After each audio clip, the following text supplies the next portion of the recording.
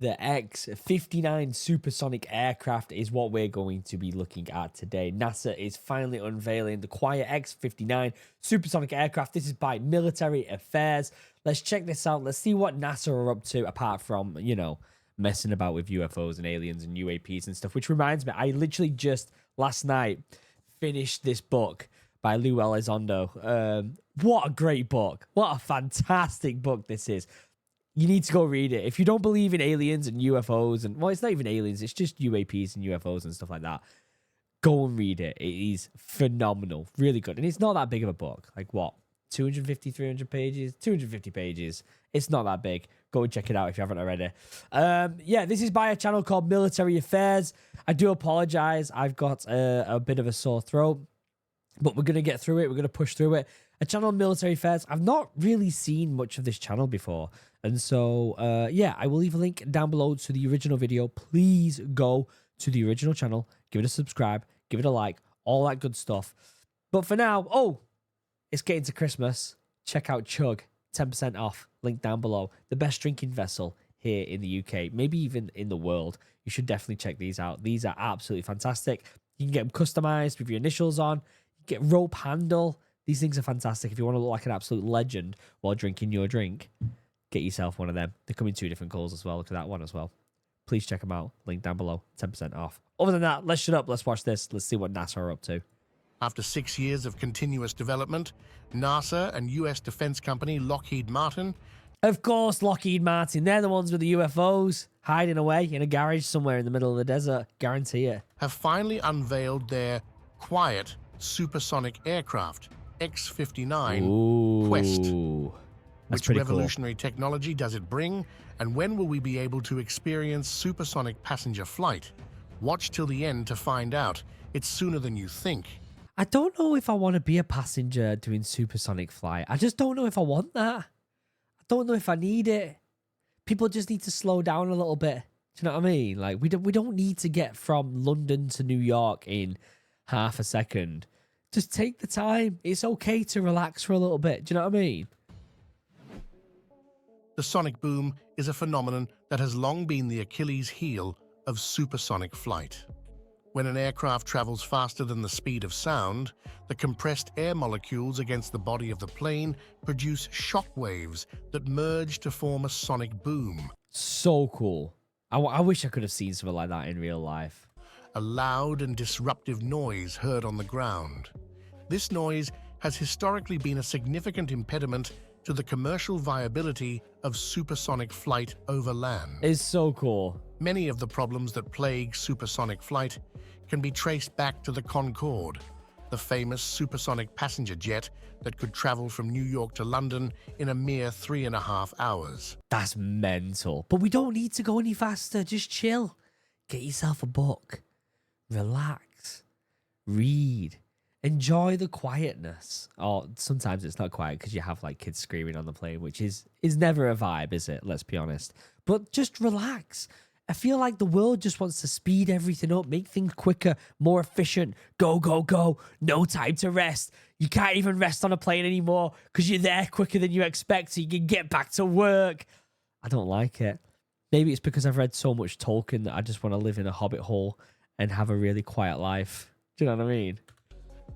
When the Concorde first took flight in 1969, people were enthralled by the idea of superfast air travel.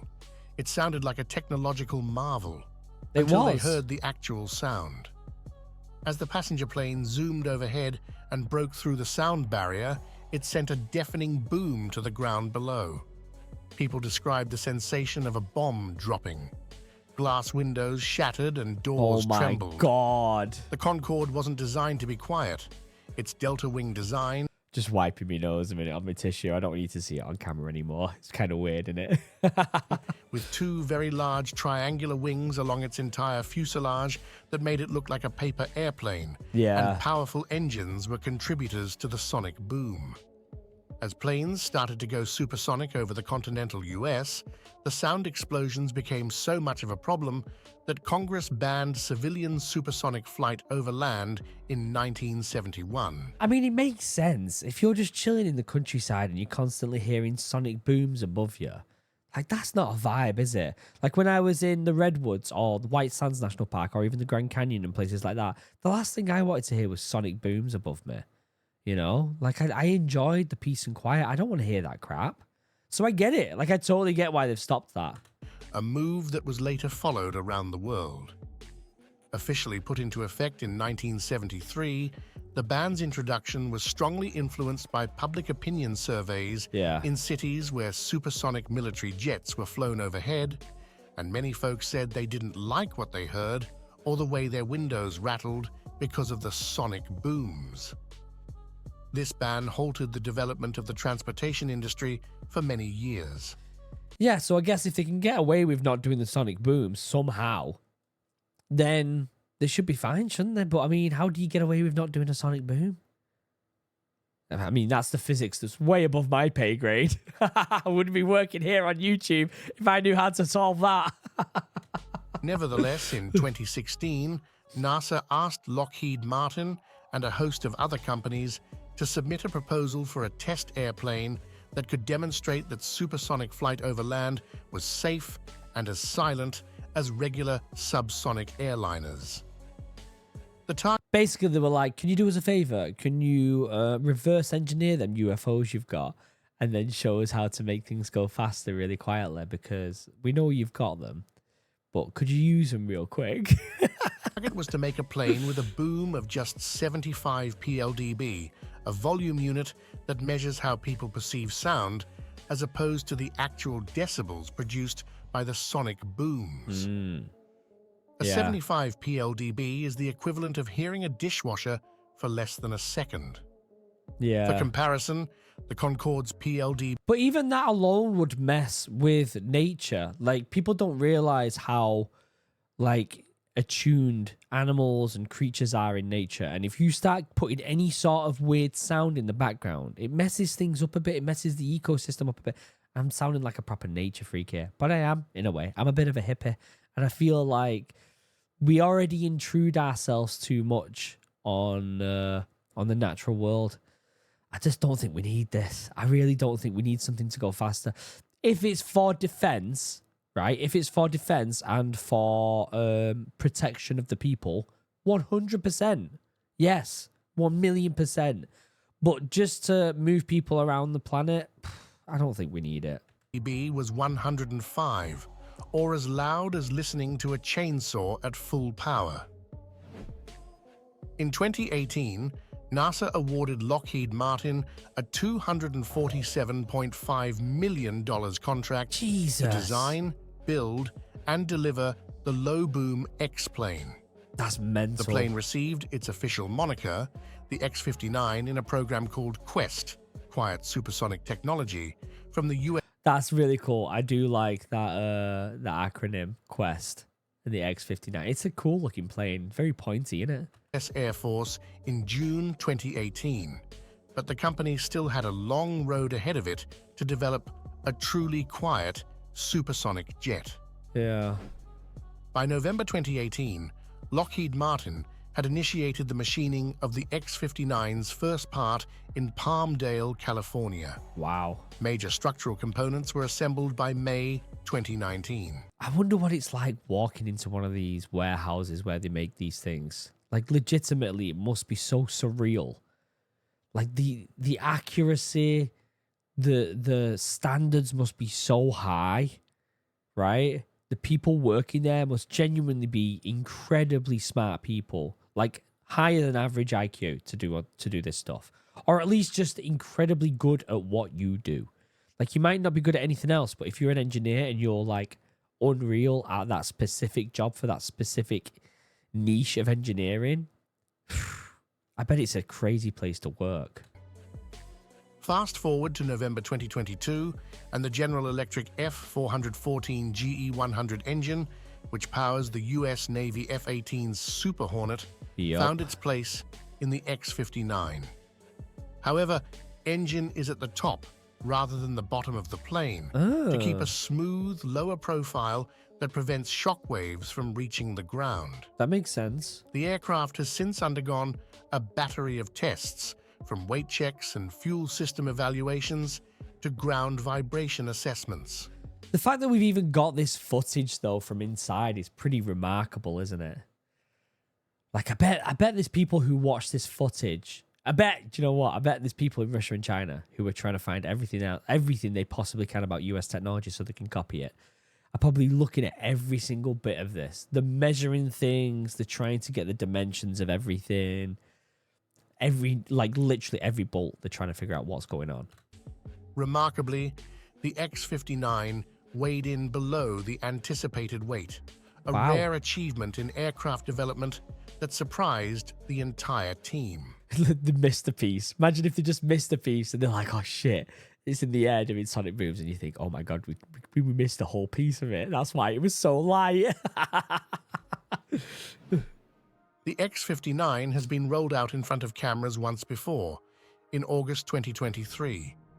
But that was before the jet had gone into the paint barn for its final red, white, and blue paint job or livery. Classic. Finally, NASA and Lockheed Martin formally debuted the agency's X-59 unveiling it like it's some sort of new iPhone. quiet supersonic aircraft on Friday, January 12th. This is a major accomplishment made possible only through the hard work and ingenuity from NASA and the entire X-59 team. It's pretty cool, said NASA Deputy Administrator Pam Melroy. Listen, Pam, tell me where the UFOs are. Stop pissing about, Pam. I want to know where them UFOs are. Where are them UAPs? I know you're hiding them somewhere. In fact, she's probably not hiding them. She works for NASA. She's probably trying to find out where they're hiding as well. It's Lockheed Martin. Get hold of them. Boeing, Northrop Grumman, whatever they're called. Who else? All them contractors, they're the ones that have the UFOs, the little turds. Pam, get on the phone. Get on the phone to them, right? And tell them to show us the UAPs. In just a few short years, we've gone from an ambitious concept to reality. That's pretty amazing. NASA's X-59 will help change the way we travel, bringing us closer together in much less time. I don't want to be closer together. I like me space. I like to be left alone. I just want to be alone in my hobbit hole. My voice is going, guys. I'm sorry. I'm trying.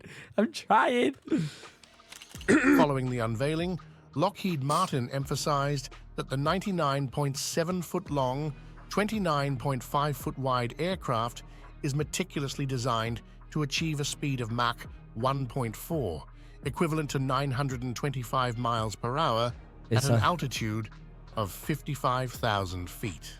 Yeah, it's good, but it's definitely not like that other one that was on Top Gun. I forgot what it's called again. The SR-72. This supersonic marvel opens doors to various applications, including rapid medical response, shorter shipping times, and, of course, faster travel. Oh, yeah, faster shipping times. Jeffrey Bezos wants to be at your door as soon as you click buy. Do you know what I mean? As soon as you click buy, Jeffrey's there in your front room with your package. Here it is. I got it here faster than anyone else. So we have all the market, and you can't shop anywhere else because we're way too convenient. As soon as you press buy, Jeffrey Bezos wakes up at the end of your bed. He's like, here's your present. Here's your gift. Here's your package of shit that you don't need. When the curtain finally fell to reveal the X-59, the assembled crowd applauded and held their mobile phones aloft to capture photos of the new jet, shining red and blue under stage lights. Nice. During that rollout, the striking and unique geometry of the X-59 was on full display. The aircraft features a sharp, elongated, beak-like nose. Remove before flight on the end of its nose. Why? What is that, though? You got to take its nose ring out. Nose section that measures 38 feet in length. Whoa. The nose section will help shape the shock waves the aircraft produces during flight, NASA said in a 2021 statement. That nose also means pilots flying the X-59 can't see out of the jet's forward windscreen because it doesn't have one. Oh. Instead, pilots use what NASA calls the External Vision System, or XVS, to see in front of the aircraft. Oh, but what happens if you go in like Mach 1.4 and then you get blue screen and all Windows needs to update? You're like, shit. I got an update. I'm dying here. I'm sorry. What happens if you got an update halfway through your flight? This system uses a forward-facing camera, a cockpit-mounted display screen, and custom image processing software to create an augmented reality view of the X-59 pilot's forward line of sight, along with graphical flight data overlays. Okay. As exciting as unveiling is, it's only the beginning for the X-59. Rollout is a major accomplishment, but it also means the next milestone is first flight. Listen, Catherine, get a hold of Lockheed Martin and tell me where them UFOs are. I know you've got them. You know they've got them. I know they've got them. Catherine, go get them. And then supersonic flights after that, said Catherine Baum, manager of NASA's low-boom flight demonstrator project and development lead on the X-59 in NASA's statement. Our eyes are on the mission. I mean, fair one. They're doing a good job. With rollout complete, they're doing a really good job. The QUESST team will shift to its next steps in preparation for first flight. Integrated systems testing, engine runs, and taxi testing for the X-59. Yeah. The first flight of the supersonic aircraft had been anticipated to take place last year. Oh. However, that quick? It's flying that quick? Like, I get that they've got the actual product and it's sprayed and everything, but you automatically think that there's a lot more checks before they actually get it in the air. There's going to be surely there's going to be pictures of it in the air then at this point, right? When was this video done? June this year? Surely we're closer to it to being flying. In October, agency officials delayed the inaugural flight to 2024, citing several technical challenges identified over the course of 2023, including intermittent issues with some of the safety redundant computers. The QUESST team will conduct several of the aircraft's flight tests at Skunk Works before transferring it to NASA's Armstrong Flight Research Center in Edwards, California. There's no way I would ever want the job of testing aircraft. That's got to be one of the most stressful jobs ever. Testing aircraft. Fuck that. Which will serve as its base of operations. Once the X-59 is flown over the half a dozen residential communities across the US, selected to offer a diverse mix of geographic and atmospheric conditions, NASA will engage with the communities on the ground to gauge their response to the noise. The goal is to confirm the theory that a 75 decibel boom will be acceptable. The data gathered in this way will then be presented to the U.S. Federal Aviation Administration and international regulators. NASA believes that a change in regulations would open up the skies for a new generation of supersonic aircraft. Again, do we really need it though? Unless it's for national defense and for the military and stuff like that. Do we really need it? Do you really need your package to get here a bit earlier? Do you really need... Like, I get if it's, like, emergency stuff, right? So, like, if it's medical or if it's, like, some sort of world leader needs to get somewhere quick because of something big happened. But there are exceptions that you can kind of deal with. But for just general travel, do we really need to go faster? I'd love to know what you think in the comments. Am I just being a bit of a boomer here? Am I being a bit of an old mind here? I just think that the world needs to just chill out a little bit. Like, we don't need everything to be super quick. You know, we're losing our sense of distance. Does that make sense? Allowed to fly over routes that aren't permitted now, such as New York to Los Angeles, and cutting flight time roughly in half. We don't know, however, what those aircraft will look like and who will build them, because the X-59 is not a prototype, but merely a technology demonstrator. Oh. Several companies are currently developing supersonic passenger aircraft and plan to fly them within a decade or less. So this is literally just a tech demo. That's all this is then. It's legit just a tech demo. They spent millions, hundreds of millions on a tech demo. Including Hermeus, Boom, and Spike. However, it's doubtful that any of them will be able to take advantage of the findings of the QUESST program, which will likely inform the next generation of supersonic aircraft. Such aircraft, with the ability to fly anywhere, would democratize supersonic travel, marking a stark difference with Concorde's luxury status. Cool video. The future looks bright for supersonic flight. Who knows, maybe in few years we'll be able to travel 2 times faster than now. Yeah. Cool video. It's pretty much ended there. This is by Military Affairs. I will leave a link down below. Make sure you like, subscribe, all that's good, the good stuff. Make sure you go and do that because they certainly deserve it. Really good video. Really good video. I've never seen that aircraft before. I think it's super interesting. The fact that they've put that much money into basically just a tech demo is phenomenal. But at the same time, do we need it? Unless it's for an emergency, do we really need it? I'd love to know what you think in the comment section down below because maybe I'm just a bit old school like that. I don't think we need to get places quicker. You know? It's just it's fine. It's okay to take your time. It's not that big of a deal. I don't know. Maybe I'm just old school like that. Let me know what you think in the comment section down below. And until next time, don't forget to check out Chug. 10% off. Link down below. Christmas is almost here. Get yourself one before they're all sold out. Love you all. Goodbye.